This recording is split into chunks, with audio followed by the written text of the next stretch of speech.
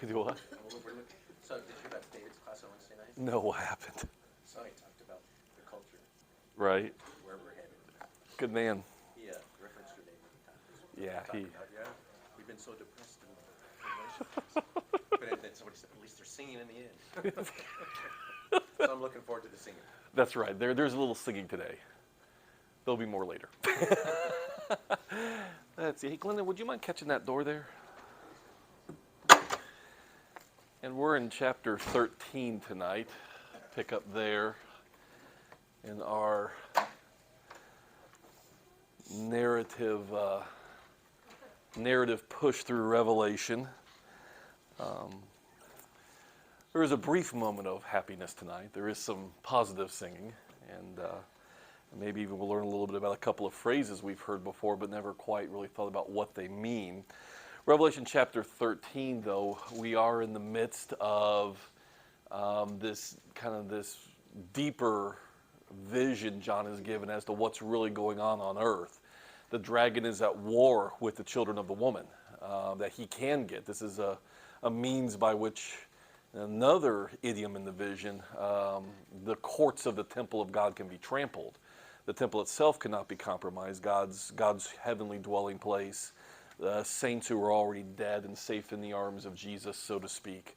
But those on earth, and then chapter 12 even ends with that warning, kind of woe to those who are still on the earth, because the dragon knows his time is short and he is full of great wrath, realizing he has been ultimately defeated. So how does the dragon work on earth? Now is chapter 13, the sea beast and the land beast. The sea beast seems to represent political power, and it does aspire to kind of counterfeit deity, right? A dragon with 7 heads, 10 horns, crowns on all 7 of those heads. But the dragon doesn't only work by political power. Political power is consolidated in various ways, typically throughout human history. And the book touches on that and understands that. We really don't appreciate how unique the American experiment is in human history, how unique our form of government is with separation of powers. And the reason why our founders designed our country's government system to work the way it does is because they understood the abuses of human history, how the system usually works, and they wanted to put checks and balances on raw human power. And so while our own experience is not quite the same, understand what this depiction is, and understand how much even in our own country things can revert back to the human normal. And so if the sea beast represents political power, how Satan uses political power, and we all get how often, even in the Bible, government power, political power was used to oppress the people of God. It goes all the way back to Egypt, right? Pharaoh, what did Pharaoh try to do? Kill all the baby boys, right? Didn't want any more of God's people multiplying. All the way down to the days of Nebuchadnezzar, right? Bow down to my image, or what? Yeah, you go in the fire. Shadrach, Meshach, and Abednego. Nothing new about this. Book of Esther. It was Haman's plot, but what did the king essentially agree to? He didn't care about Jewish people. What did he agree to? Sure, exterminate them, whatever. And so it goes throughout human history, right? The power of the government to oppress and even attempt to exterminate the people of God. One of the other ways, however, short of wholesale slaughter, dramatic persecution, which is actually pretty rare in human history, is to still exert pressure through social means, not just raw political power, throw you in jail or put you to death, but through social means. And the 2 main pressure points in society for most of human history are religion and economics. Those are the 2 main pressure points for human society throughout most of human history, right? And so I think about, for instance, John chapter 9. Take one example of this. Man born blind, Jesus heals him, right? And the religious leaders are trying to figure out what happened, because rumor is Jesus did it, and it's going to make Jesus even more popular. Pretty outstanding miracle. And so they're kind of holding a hearing. It's a committee hearing. They draw his parents in. His parents don't want to vouch for him. He's of age. He can speak for himself. Why are his parents afraid? Remember, what does John's gospel tell us? Yeah, the power of religion in society. If you're not, if you're not part of the synagogue, in medieval Europe, you're not part of the Catholic Church, what happens to you? It's not just a matter of going to jail or being put to death. What happens to you? You are not acceptable in society. And that's still the way it works today. I remember years ago when I was traveling in Israel, I was actually spending some time with Roberto Tendelli. Some of you may know Roberto. He's one of the preachers in Italy that we support. And we were having dinner one night, Roberto and a couple others of us.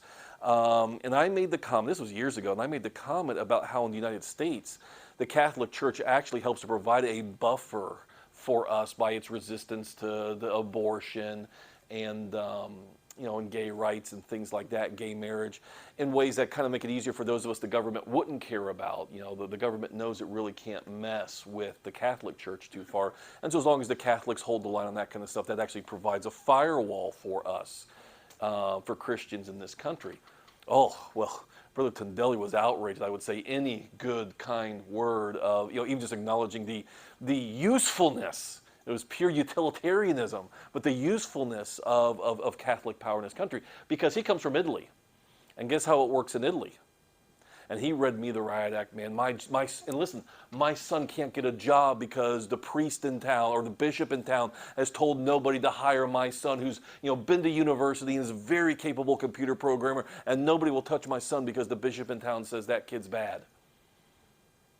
We take that for granted in this country, but that's how it is for most of human history. The power of religion. And with it right there, and Brother Tendelli's, kind of reading the riot act because of how it is in a lot of the rest of the world. Not only is this son a social outsider because he's not a good Catholic, but the economic ramifications as well. And that's how it works with the land beast. Read with me. This is one of the other means by which the dragon and the beast can put pressure on people, is with the land beast. A second beast rising out of the earth, 2 horns like a lamb, spoke like a dragon, exercises all the authority of the first beast in its presence. And it makes the earth and its inhabitants worship the first beast, whose mortal wound was healed. It performed great signs, making even fire come down from heaven to earth in front of people. And by the signs that it is allowed to work in the presence of the beast, it deceives those who dwell on the earth, telling them to make an image for the beast that was wounded by the sword yet lived. And so it teaches people to worship the government, worship the beast. Bottom line is, be part of the world as it is. It makes participation in the world acceptable. It's the false teacher today who, in the name of Christianity, rationalizes gay marriage, finds ways to sit there and say you can have it both ways. That's what the land beast does. It makes the worship of the devil, so to speak, respectable and rationalizable. And it was allowed to give breath to the image of the beast, so the image of the beast might speak, and it might cause those who would not worship the image of the beast to be slain. Remember that story, Shadrach, Meshach, and Abednego? Nothing new about this. And it also causes all. Now here's the key, verse 16. Notice, it's an equal opportunity demander of allegiance. It also causes all, small and great, rich and poor, slave and free, to be marked on their right hand or their forehead, so that no one can buy or sell. In other words, not everybody who refuses to participate is put to death. What's in some ways a just as equally severe consequence. Unless he has the mark of the beast on his right hand or his forehead, he cannot buy or sell. And what is the mark? The mark is the name of the beast or the number of its name. This calls for wisdom. Let the one who has understanding calculate the number of the beast, for it is the number of a man, and his number is 666. And yes, there have been all sorts of attempts throughout human history to unravel the mystery. Everybody understands the concept of gematria. That's the fancy name for using letters as numbers. The truth of the matter is, very few writing systems had their own separate number system like we do, where we have letters and we have numbers. The letters were your numbers. They did it in Hebrew, they did it in Greek, they did it in Roman, or Latin rather. Remember learning your Roman numerals when you were a kid growing up, right? And so most writing systems use the letters as numbers. And so the idea was everybody's name kind of added up to something, so to speak. And it may well be, some have tried to make this work as Nero's name, and that's a possible historical referent. But remember, we're kind of working on a larger principle, ideals. What are the big ideas in this? And even if we can adduce the numbering of the name to some particular historical personage, like a Nero. The larger symbolism, I think, is still just as obvious as well, which is this, 666. It's the unholy Trinity. If God's number is 7, instead of 3 sevens, you get 3 sixes. What day was man created on? 6th day. And ultimately, we've already seen in everything from the dragon wearing crowns to the beast wearing crowns to the land beast wearing crowns. What's all of this about? Aspiring to be God. And so it's the unholy Trinity. It's the man to be God, and even the human participation in that everybody wants to be God and nobody wants to let God be God. Whether it's Satan wearing the crown, whether it's kings who claim to be gods, or whether it's the average human being who simply refuses to bow the knee to God and thus, in some sense, thinks they're their own creator. It's the number of a man in the most basic sense as well. Marked on the right hand or the forehead. Couple things about that. Number one, just like so many other things in this chapter, counterfeits, right? The image of God, and God breathes into his own image, man life, and man instead creates unworthy counterfeits. The beasts are really kind of humans acting in concert. What is political power? What is the sea beast? But humans working in their own arrogance.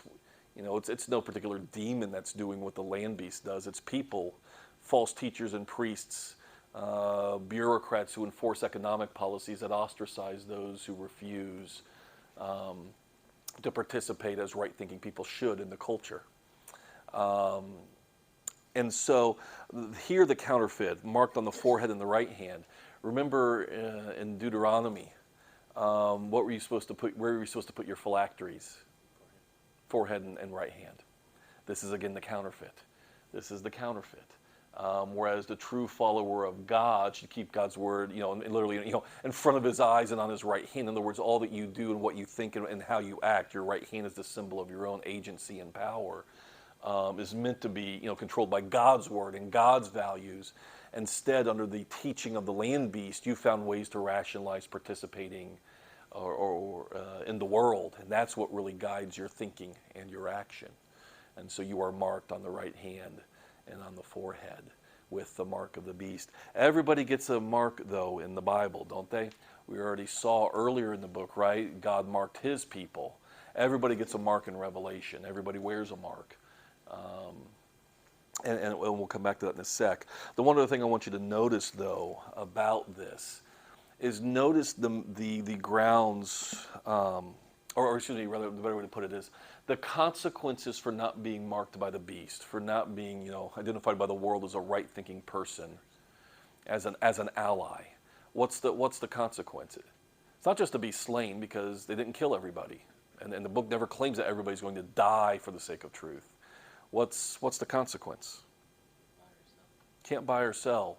In other words, can't have a job, can't go to college, can't learn a trade, can't be part of the guild, can't get a professional license.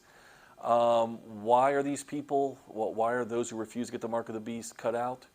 Because they would not affirm, because they would not worship, so that no one can buy or sell unless they have this mark. Most of the U.S.'s history, we've dealt with a policy of tolerance. The government remains neutral, and we have equal employment laws and things like that. We've not had perfect justice in our culture, but what's changing, and I think some of you have maybe noticed this, especially the past 4 or 5 years in your workplace, perhaps. Certainly, the younger generation is more and more demanding affirmation. That's what Pride Month's about more and more. Now, it's not just about letting them have their parades and their cakes and and their parties. What's expected more and more? That you must. Well, not just accept. Accept is a form of tolerance. Just to accept means I can ignore it. I won't tell them they're wrong. I'll just ignore it. But that's not acceptable anymore in and of itself. What's more and more the pressure? You have to engage in it. I remember years ago now, this was a kind of canary in the coal mine moment. A friend of mine I went to college with works for the Department of Agriculture. He's a research scientist, got a PhD from Auburn in poultry science. Your tax dollars at work, I don't know. But he researches chickens for the government, for the U.S. Department of Agriculture, some lab up in Pennsylvania somewhere. Last I had contact with him. This was back during the Obama administration, actually, so a couple of election cycles ago. And this was also before gay marriage was the law of the land per the Supreme Court, I might add. But it was the Obama administration, and the Obama administration was very progressive about these things. Now, keep in mind, he's a research scientist. He doesn't interact with the public. He doesn't, and what chickens don't know whether they're gay or not. They don't have an identity. They just produce eggs. That's what they do. So what he does as a research scientist on poultry for the government has nothing to do with gay rights or whether they should or whatever. And I remember getting an email from him one year. June, it was late spring. It was like May, June was rolling around. He was just kind of wrestling with his conscience because he said, I got a memo. Emails me, I got a memo from my department. We're going to be having a bunch of pride events this month, and there's really kind of this pressure to go to some of these. And yeah, maybe, and it's, all through the month, not just one thing where I can conveniently schedule a meeting or be out of town, at a conference that week or whatever. All through the month. Maybe finding legitimate excuses for why I can't make a couple of these events, but dodging all of them, I'm going to be noticed. It's one of those Daniel 3 moments where everybody's called to the idol, including Shadrach, Meshach, and Abednego. Remember, everybody is called to the idol in that story. And Nebuchadnezzar says, when the music plays, what are you supposed to do? You're supposed to bow. There's no hiding in the office. Everybody's called to the meeting.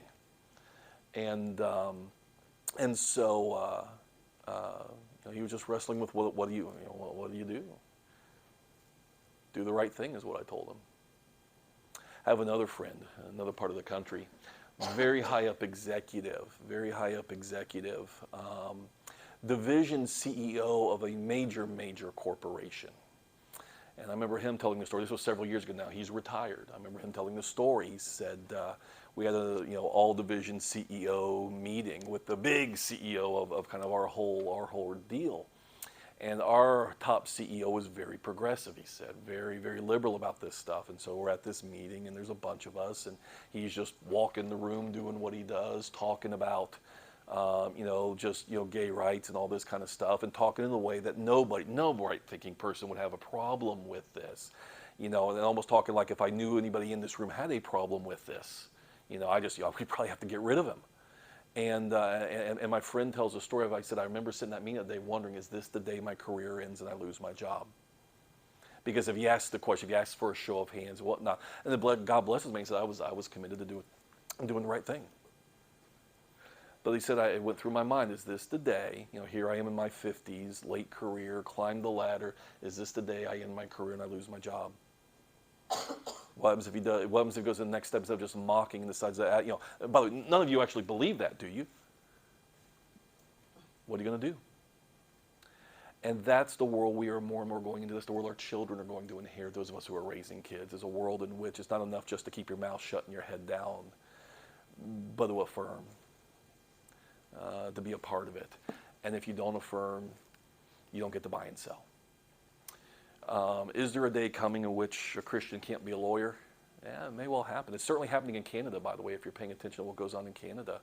Canada cracked down on law schools at Christian universities because they refused to bow the knee about gay rights in Canada. Canada doesn't have a Bill of Rights, and so it can be even more draconian legally. But understand this, laws in the First Amendment won't protect you because the First Amendment only means what the Supreme Court says it means, not what you think it means in terms of how it's going to work out. And I remember when Obert fell, the gay marriage decision was being argued. I remember Justice Alito asking Solicitor Vercelli of the government, isn't this going to cause, if we rule in favor of gay marriage in this, basically, isn't this going to cause a potential conflict between religious liberty and gay rights? And the Solicitor General of the United States said, yeah, it will. And that's not been all worked out yet legally because there haven't been enough lawsuits about it yet. But it was acknowledged that there is going to be pressure on it. And then at the end of the day, no matter what you think it should mean, literally how our laws are going to play out depends upon the interpretation of the Supreme Court. Don't think you're going to hide behind laws ultimately on this, especially long term when more and more justices are being trained by elite law schools that do not. I've heard stories from people I know, kind of friends of friends of friends kind of thing, in elite law schools where from the professors on down, religion makes no sense to these people anymore. They can't even begin to understand why anybody would think this way, order their life around these principles, these values, this kind of a book. And so, you know, those elite law schools are where the federal judges come from, and eventually Supreme Court justices come from. This next generation cannot comprehend why anybody would have a problem with these things. This is how it works. We go back to the baseline of what's normal for human history. Sorry for the darkness. Move on. Say again? And, well, yeah, sure, but in the meantime, they have the power. Absolutely. And so, pretend number 14 doesn't exist there because the scene continues on. As he looks and sees those, on the one hand being marked, you know, bearing the mark of the beast, he also sees and looks, and behold, on Mount Zion stood the Lamb, and with him 144,000. That's a symbolic number, right? That's all of God's people. Who had his name and his father's name written where? On their forehead. See, everybody gets a mark in the book. Everybody wears a mark. You better wear the right mark when the time comes. That's part of the story. And I heard a voice from heaven like the roar of many waters, like the sound of thunder. The voice I heard was like the sound of harpists playing on their harps, and they were singing a new song before the throne. See, there is singing eventually. In the midst of all that darkness for those for the saints on earth, for those who are already with the Lamb, what are they doing? They're singing. Well, I lost my place. And no one could learn the song except the 144,000 who had been redeemed from the earth. Why could only the 144,000 know the song? Real simple. Because only those people, once they're in heaven, understand the full value of salvation.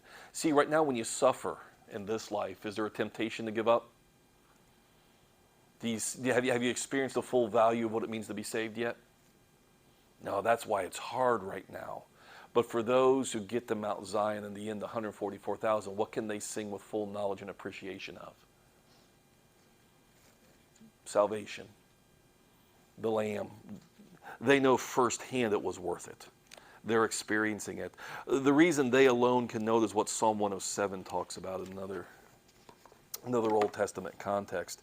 Just to read a couple verses from the beginning of that psalm to help us understand. Psalm 107, "Oh, give thanks to the Lord, for he is good, for his steadfast love endures forever." He's loyal even in the worst of possible earthly situations. Notice the next line, though.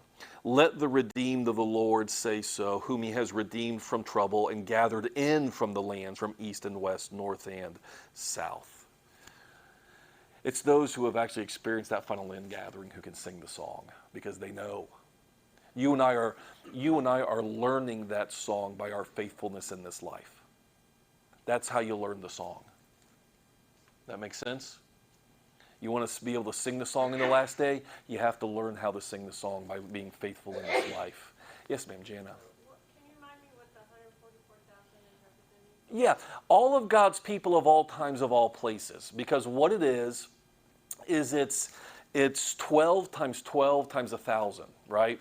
So 12 and 12, we've seen different ways of that number being worked out thus far in the book, like the 24 elders. Sometimes they're added, sometimes it's multiplied. In this case, it's multiplied. So 12 times 12 is 144, Old Covenant, New Covenant, all of God's people. And then 1,000 is just the extreme form of completeness, utter completeness. It's 10 times 10 times 10. So fully complete.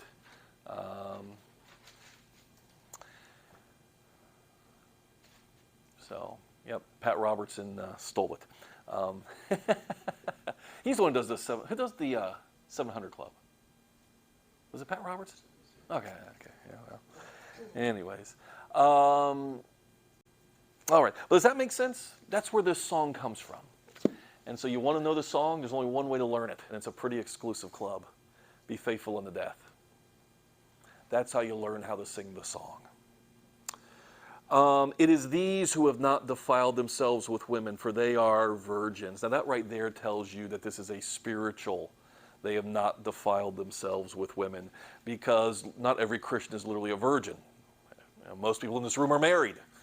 In what sense are they virgins? In what sense have they not defiled themselves with women?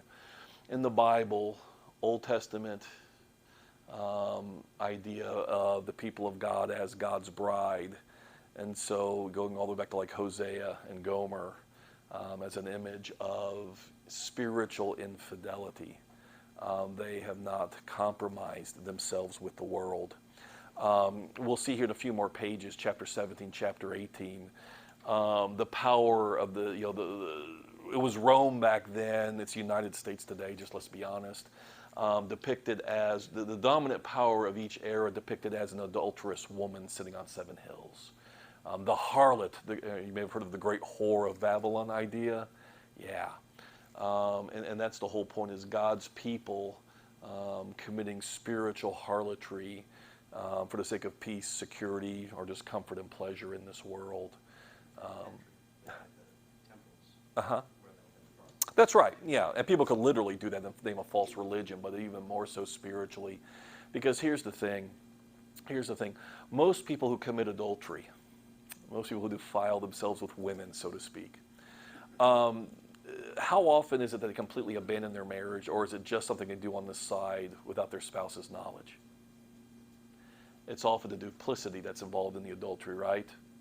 I go home to my lawful husband or wife while I cheat with this other person. And that's when, think about how many times over the years, unfortunately, scandal in the church, somebody was cheating on their spouse didn't know. It's the spiritual version of that. People who think they can have the world and still go home to God at night. Compromise with the culture. No, we don't want to suffer. We don't want to be put out of the synagogue. We don't want to not be able to buy and sell. We don't want our children to miss out on opportunities. Think about all the lines of rationalization we use. And it's spiritual adultery. We find ways to sleep with the world, so to speak, and still have God as well. And God knows. And those who get to sing the song in the end are virgins. They have not defiled themselves with the world. These have been redeemed from mankind as first fruits for God and the Lamb. And look at what its last line now in their description. And in their mouth no lie was found, for they are blameless. In their mouth no lie was found. Now, this is not just all liars go in the lake of fire kind of stuff. In this context of this book, it's a particular lie that's in mind. It's not just, you shouldn't tell lies. You shouldn't fudge on your taxes, and you shouldn't lie to your spouse about where you were when you got home late from work, et cetera, et cetera. There is no lie, singular, found in their mouth. What's the lie? Well, yeah, but what would be the lie? That these type of people, just like they're not sleeping with the world, so to speak, what's the lie that somebody might be tempted to tell?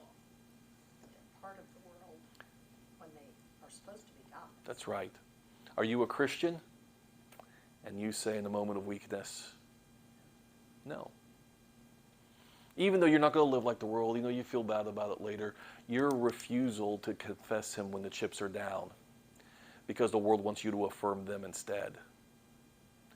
And to do anything less than to fully and unapologetically say Jesus is Lord is to tell a lie. We forget that sometimes because Jesus is Lord. And so in any way to give any affirmation to the world, and this is where it gets kind of scary for all of us, kind of fear and trembling moment. Any affirmation of the world's lies for the sake of comfort, pleasure, self-protection is to tell a lie. It's to participate in the world's lie. Earl used the language a second ago about, they're deceived when yes, they are. They're living by lies they tell themselves, but have become, and have lied to themselves so much they're absolutely convinced they're true, but they're lies nonetheless. And when you or I, to protect ourselves or save ourselves, affirm that which we know is not true, get the world off our back, what have we done? What have we told? We've told a lie. And those who get to sing the song are not liars. Not just because they don't fudge on their taxes, but because when the chips are down, they tell the truth. And so what does, we often compare Peter and Judas when Jesus, the night Jesus is betrayed. Even more something, though, is to compare Jesus and Peter, because both of them are on trial, so to speak. And when Peter is asked, are you one of them? What does Peter say? No. When Jesus is asked, are you he? What does Jesus say? Yes, as you say. It's as you say. I'm the one you seek. all through the eating, whether it's in the garden, again, different accounts, he says it different times in different ways in different accounts. But all the way through the night, whenever he's asked, who are you? Yeah, even when Pilate. He tells the truth all the way through. If they kill him for it, so be it. But Peter would not tell the truth that night. It's a war out there, folks. That's what Revelation is trying to get us to understand. We Christians have been coddled too long, and we don't want to know the truth about our situation. And that's what part of Revelation is meant to reveal. This is the reality of our situation.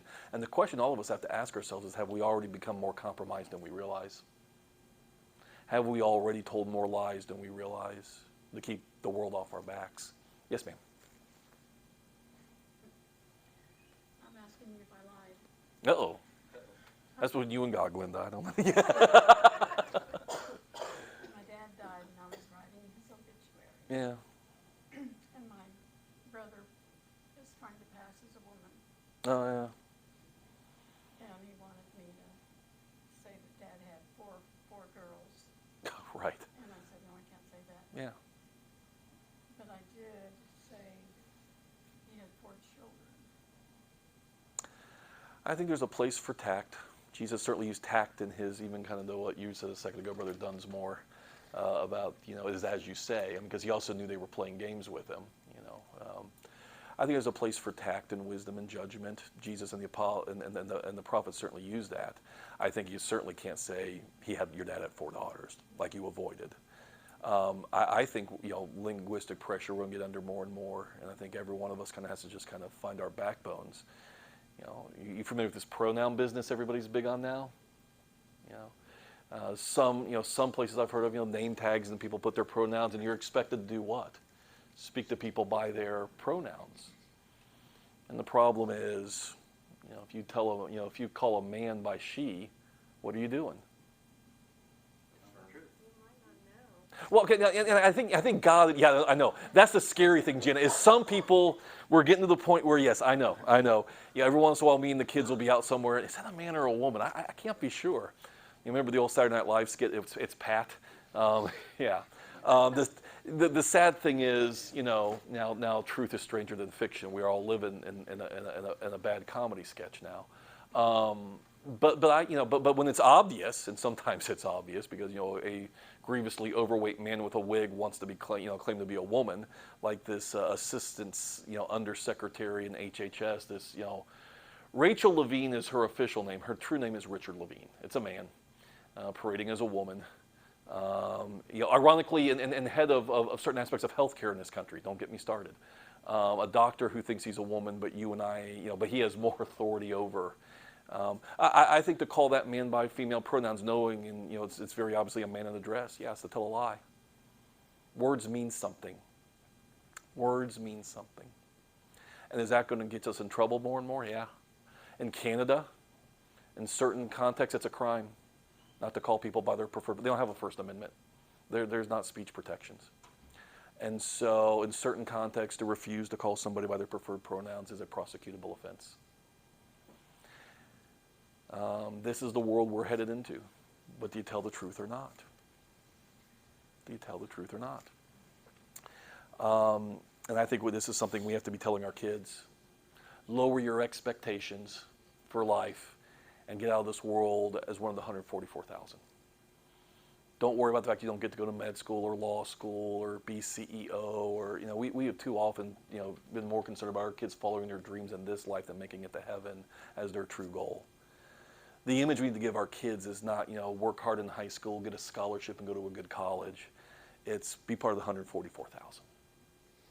Be marked and known to God. Because here's what happens in the end. You see this happier scene for those who refuse to join in the lying on earth.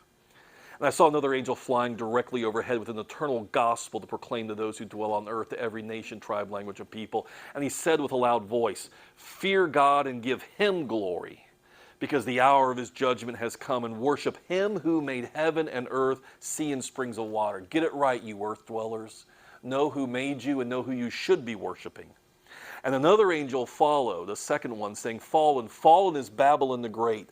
In the Bible, Babylon is not just literal Babylon. Babylon is a metaphor for any great power, from Egypt in Exodus to Rome at the end of the first century era, to the United States today, to whatever comes after us if the world lets time, or if the Lord lets time go on. And it's always Babylon in the Bible as the great oppressor of God's people. But at the end of the story, Babylon falls. She who made all the nations drink the wine of the passion of her sexual immorality. See, that's what it means to be a virgin in the Bible. You didn't sleep with Babylon when everybody else did. And another angel, a third, followed them, saying with a loud voice, if anyone worships the beast and its image and receives a mark on his forehead or on his hand, he also will drink the wine of God's wrath, poured full strength into the cup of his anger, and he will be tormented with fire and sulfur in the presence of the holy angels and in the presence of the Lamb. And the smoke of their torment goes up forever and ever, and they have no rest day or night, these worshipers of the beast and its image, whoever receives the mark of its name. And on the basis of that warning, here's the application to us, because this book was ultimately given to Christians. Here is a call for the endurance of the saints, those who keep the commandments of God and their faith in Jesus. With that firm warning in our minds, what should you and I do? What's the big word in that verse? Persevere or endure. Pay the price in this life so that you can sing the song on Zion in the end. The Bible calls us not to comfort. The Bible calls us to endurance, folks. Teach that to your kids and grandkids. I'm serious. That's what the Bible calls us to. And I heard a voice from heaven saying, write this. Blessed are the dead who die in the Lord from now on. Blessed indeed, says the Spirit, that they may rest from their labors, for their deeds followed them. And I looked, and behold, and now he sees a scene of judgment, a white cloud, and seated on the cloud, one like a son of man, with a golden crown on his head and a sharp sickle in his hand. Who is this? Yeah, it's Jesus. Remember, what does Jesus say at one of his trials before the Jewish leaders? Because Pilate wouldn't get this. He didn't know the Old Testament, but the Jewish leaders did. And they're harassing him. Who are you? Who are you? Are you the Christ? Are you? I remember what he finally says that become the words on the basis of which they claim he blasphemed. And you will see the Son of Man where? Yeah, sitting at the right hand, coming in the clouds. And what does Revelation now show us? The coming of that day. And I looked, and behold, a white cloud, and seated on the cloud, one like a son of man, golden crown on his head, sharp sickle in his hand. And another angel came out of the temple, calling with a loud voice to him who sat on the cloud, put in your sickle and reap, for the hour to reap has come. What did Jesus say when he was asked when would the end come? No one knows but who? The Father. And so what you see here is the moment when from the temple, from the Father, the word comes to the Son as he sits on his own throne. Now is the time. Put in your sickle and reap, for the hour to reap has come, for the harvest of the earth is fully ripe. And so he who sat on the cloud swung his sickle across the earth, and the earth was reaped. There will be no challenge for Jesus in the end, when the end comes. And another angel came out of the temple in heaven. He too had a sharp sickle. And another angel came out from the altar, the angel who had authority over the fire, and he called with a loud voice to the one who had the sharp sickle, put in your sickle and gather the clusters from the vine of the earth, for its grapes are ripe. And so the angel swung his sickle across the earth, gathered the grape harvest of the earth, threw it in the great winepress of the wrath of God. And the winepress was trodden outside the city, and blood flowed from the winepress as high as a horse's bridle for 1,600 stadia, or for hundreds of miles, basically. It was an orgy of blood. When the winepress of God's wrath, where the grapes of wrath are stored, his, Battle Hymn of the Republic, yeah, is where that image comes from. But notice verse 18. Where did the angel come who calls out to do this? Where did the angel come from? From the altar. Isn't that interesting? From the altar. Go with me back to chapter 14 and verse 18.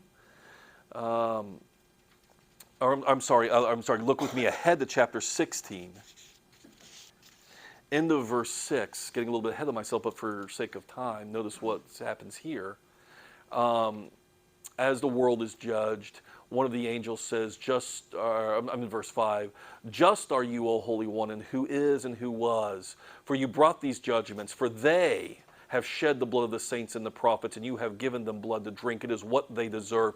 And I heard the altar saying, yes, Lord God, the Almighty, true and just are your judgments. Twice here, as the book begins to wrap up with final judgment, with images of final judgment, the altar is referenced. What altar are we talking about?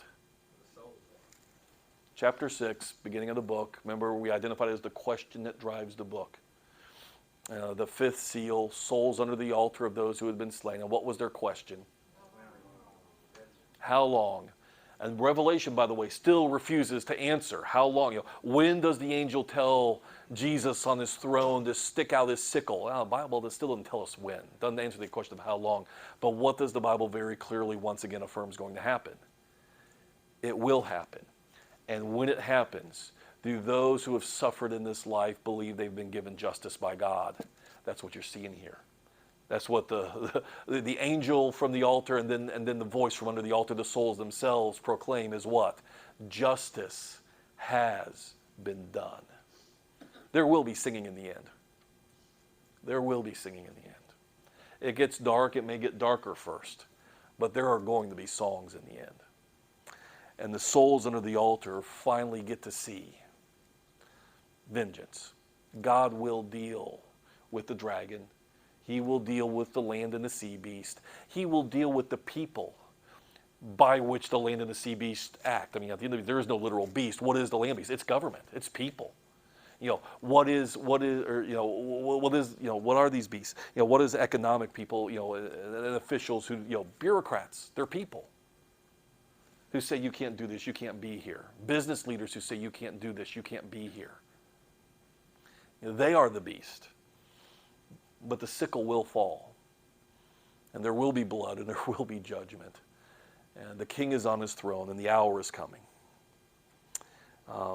And here's the thing that makes us uncomfortable. Again, I'm jumping ahead a little bit for sake of time. But chapter 16, again, notice what's said when that moment comes.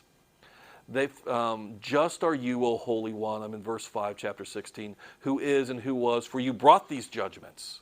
For they have shed the blood of the saints and the prophets. You have given them blood to drink. It is what they...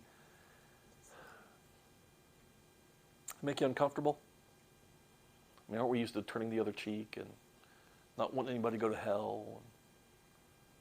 And yet, what's the language here at the end? Mercy and justice have to have each other. There is no mercy if there is no justice, and pure justice with no mercy, in one sense, I think what the Bible's trying to tell us is would not be justice. But who alone knows how to split the difference between those two? Yeah, human courts try, at our best we try, but we fail. We fail to give perfect justice, showing mercy at the right times, and fierce and unyielding judgment at others. Who alone can split the difference is God. Don't be more righteous than God. There is a sense in which those who are going to be lost deserve what they get. Especially those who have hurt the people of God and thus even further rebelled against God's purposes in human history. And there is a time and place, because to be more righteous than God is to fail to give God the full praise he is due for the justice he has wielded. Don't be more righteous than God.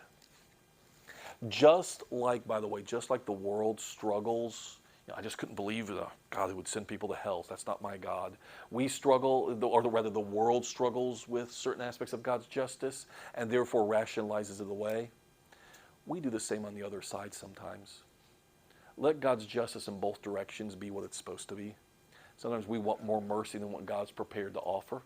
Just like the world doesn't want justice towards, homosexuals or certain favored behaviors. Makes sense?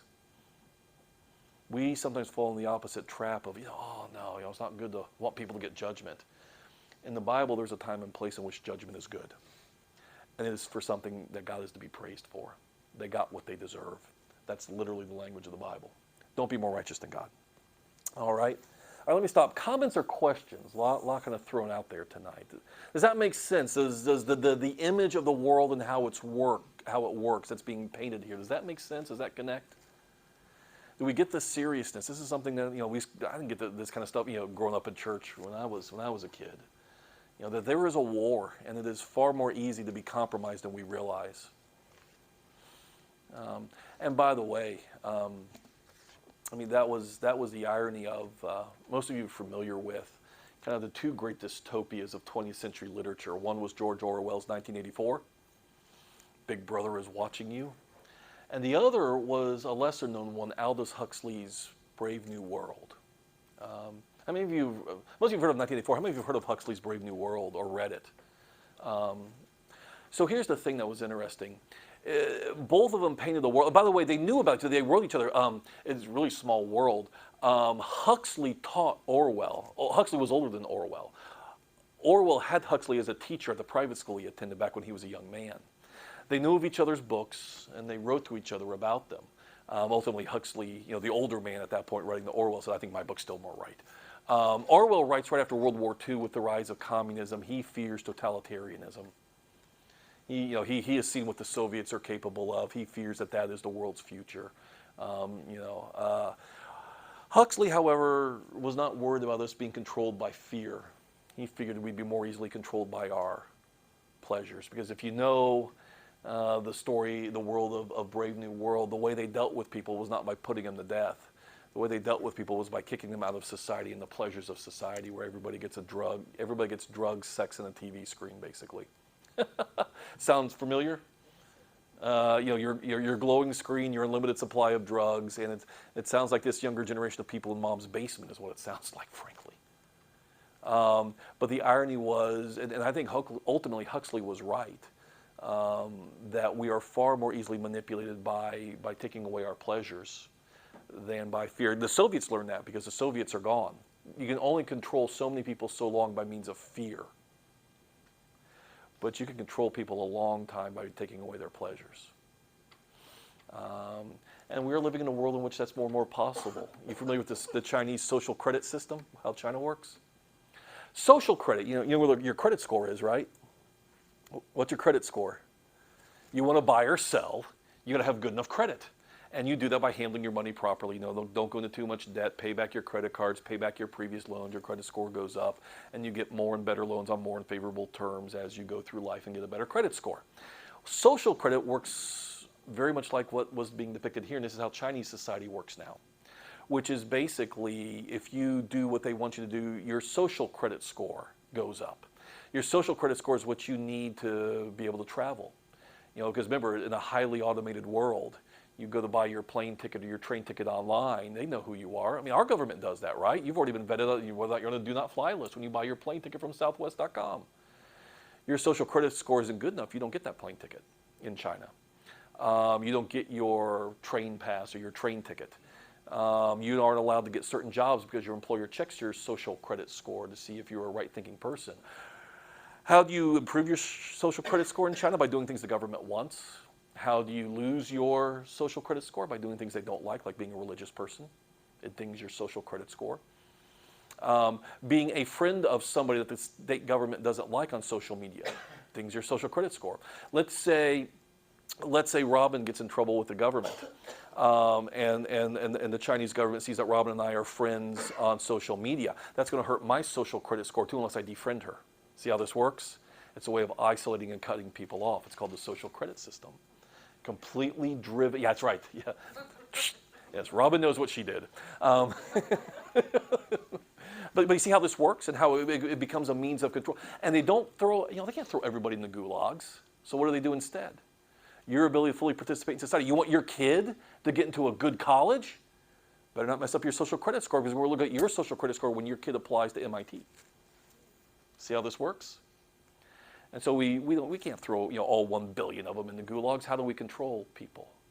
By removing their ability to fully participate in society. The Chinese have already mastered this. There are surveillance cameras everywhere. They know where you go. By the way, just like Facebook, you check in places or they're always tracking. They know already where you go and what you do. Imagine that turned to nefarious purposes. They know you went to church this morning. Ding on your social credit score because you're tracked by your cell phone. China already does this. The technology to exist does this if somebody more sinister in the West wants to do this. Well, it's coming. I wonder sometimes, Bev, because the younger generation wants affirmation of the right things. And so I think that, again, I think it will get dicier for our kids and grandkids. It's called endurance, folks. It's called endurance. You got to learn. This is how you learn to sing the song on Mount Zion. There will be singing, but the way you learn it is not to go to singing school or our Wednesday night song practices in the summer. It's to live life well so that you actually know the song, the verses to the song when the time comes. You understand what it means to be redeemed. You understand what he's delivered you from. You can sing with full conviction the lyrics of the song of Moses and the Lamb when the time comes. Well, still thinking as far as I wanted tonight. Next week we really will try to plow. Do want to get to chapter 17 and 18, look at the great whore of Babylon.